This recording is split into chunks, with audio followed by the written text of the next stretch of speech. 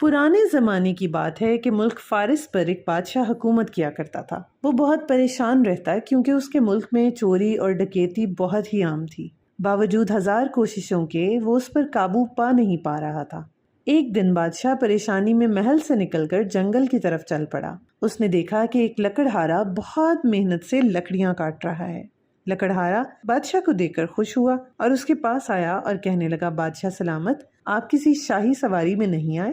بادشاہ نے اپنی پریشانی کی وجہ بتائی تو اس نے کہا، اگر آپ اجازت دیں تو میں کچھ عرض کروں۔ بادشاہ نے سر ہلایا تو وہ بولا، آپ مجھے کچھ دن ملک پر حکمرانی کی اجازت دے دیں، مجھے امید ہے کہ یہ برائی ختم ہو جائے گی۔ بادشاہ نے اسے بخوشی اجازت دے دی۔ اور اس کے بعد کیا ہوا؟ لکڑہارا بادشاہ بن گیا اور اس نے فوراً حکم جاری کیا کہ اگر ملک میں کسی بھی طرح کی چوری ہو جائے تو فوراً چور کا سر قلم کر دیا جائے، جو اس کی سفارش لے کر آئے گا اس کو بھی پھانسی دے دی جائے گی۔ تو لوگوں نے اس حکم پر توجہ نہ دی۔ اگلے دن کسی کے گھر میں زیور چوری ہو گئے۔ بادشاہ نے حکم دیا کہ چور کو پکڑ کے لایا جائے۔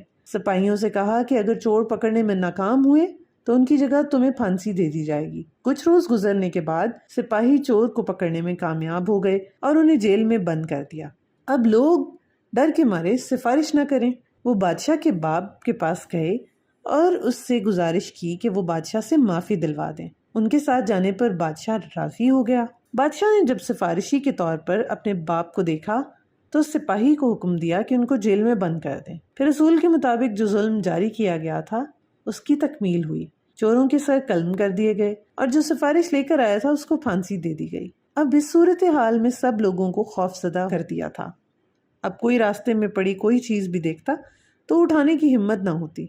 آہستہ آہستہ ملک میں چوریاں بند ہو گئیں اور 40 روز بعد بادشاہ لکڑہارے نے پہلے بادشاہ کو بلایا اور سلطنت کا نظام اس کے حوالے کر دیا۔ بادشاہ اس کی حکمرانی اور اصول پرستی سے اتنا خوش ہوا کہ اسے اپنا وزیر مقرر کیا۔ تو پیارے بچوں، کسی بھی سلطنت یا حکومت کا انتظام چلانے کے لیے ذمہ دار حکمران ہونا ضروری ہوتا ہے۔ اگر وہ اپنے اصولوں اور قوانین کو ذہن میں رکھے تو ہر برائی کا خاتمہ کر سکتا ہے۔ ہمارے چینل کو لائک کریں، سبسکرائب کریں، شیئر کریں اور اگلی کہانی ہم آپ کے لیے لائیں گے، حسد کی سزا۔ سنتے رہیں۔